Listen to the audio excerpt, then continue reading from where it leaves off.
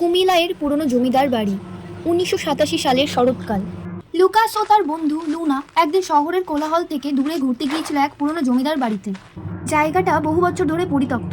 লোকেরা বলে রাতে নাকি সেখানে কেমন যেন অদ্ভুত আওয়াজ শোনা যায়। ঘড়ির কাঁটা রাত 12টায় থেমে যায়, আর কেউ যেন সিঁড়ি বেয়ে নেমে আসে। তারা সন্ধ্যের দিকে বাড়িটায় ঢুকে পড়ে। চন্দ্র আলোয় ছায়াগুলো লম্বা আর ভুতুড়ে দেখাচ্ছিল। হঠাৎ তারা দেখে বাড়ির ভেতরের প্রাচীন দোতলায় ঘড়িটা ঠিক 12টা বাজিয়ে থেমে গেল। লুকাস হাসতে হাসতে বলল, পুরনো জিনিস কাজ করবে না, এতেই ভয় পাই। কিন্তু লুনা তখন আর হাসতে পারল না। সে নিচু গলায় বলল, তুমি শুনতে পারছো? কার যেন পায়চারি শোনা যাচ্ছে ওপরে। দুইজনে নিঃশব্দে তাকিয়ে থাকলো সিঁড়ির দিকে। ধাপে ধাপে নিচে নামছে কালো পা, কিন্তু কেউ নেই। কেবল চিরচিরে শব্দ আর দম বন্ধ করার নিঃশব্দতা। হঠাৎ ঘড়িটা আবার বেজে উঠল, একবার, দুইবার, 13 বার। ঘড়ির কাঁটা ঘুরছিল উল্টো দিকে, আর পেছনে একটা মৃদু ফিসফিসানি। তোমরা এখানে কেন এসেছো? এই আমার সময় এখানেই শেষ।